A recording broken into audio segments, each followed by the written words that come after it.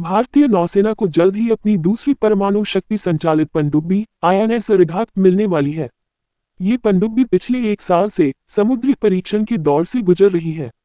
ये भारतीय नौसेना की अरिहंत क्लास की दूसरी पनडुब्बी है। वहीं भारत रूस से तीसरी न्यूक्लियर सबमरीन लीज पर लेने वाला है।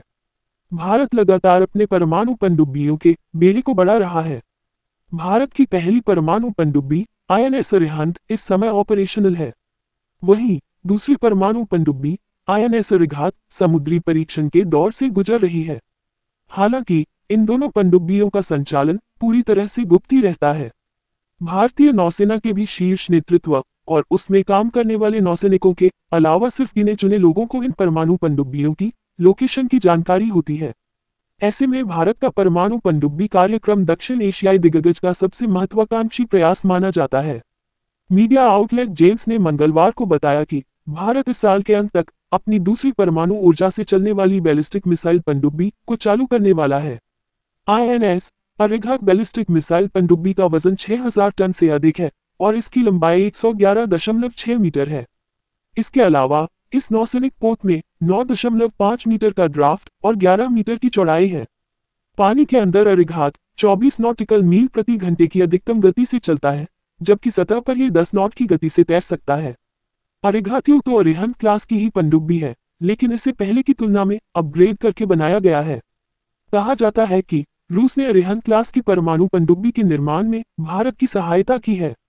भारत और रूस पुराने दोस्त हैं और भारत इससे पहले आईएनएस चक्र नाम से कम 2 अकुला क्लास की रूसी परमाणु पनडुब्बियों को ऑपरेट कर चुका है।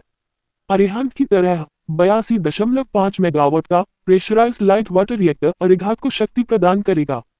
यह उल्लेखनीय है कि रूस ने इस तकनीक को पूर्ण करने में भारतीय वैज्ञानिकों की मदद की है। रूसी सैन्य दिग्गज इगोर कुर्दीन, जो वर्तमान में Saint Petersburg navy veteran club के प्रमुख के रूप में कार्यरत है, ने स्पुतनिक को बताया कि भारत रूस को एक सहयोगी के रूप में शामिल कर रहा है, जिसके पास पनडुब्बियों, परमाणु रिएक्टरों और हथियारों के विकास में बहुत अनुभव है। उन्होंने बताया कि रूस भारत की परमाणु अटैक पनडुब्बी परियोजना में मदद कर रहा है। कुर्दीन ने कहा, पहले हमने अपनी पनडुब्बियों को उन्हें पट्टे पर दिया। अब एक तीसरी पनडुब्बी है जो इस हस्तांतरण के लिए तैयार हो रही है। भारतीयों ने जो एकमात्र शर्त रखी है वह यह है कि जहाज को सेवेरोडोनेट्स्क में कारखाने में आधुनिक बनाया जाना चाहिए। 1980 के दशक से ही रूस भारत को उसके परमाणु पनडुब्बी कार्यक्रम में सहायता कर रहा है। इसकी शुरुआत तब हुई जब सोवियत संघ ने भारत को 40 श्रेणी की पनडुब्बी पट्टे पर दी। अजय सिंह ने कहा, इससे भारत को परमाणु पनडुब्बियों के संचालन की जटिलता से परिचित होने में मदद मिली, क्योंकि पनडुब्बियां बहुत जटिल मशीनें हैं और परमाणु पनडुब्बी में परमाणु हथियार होने के कारण जटिलता का दूसरा स्तर होता है।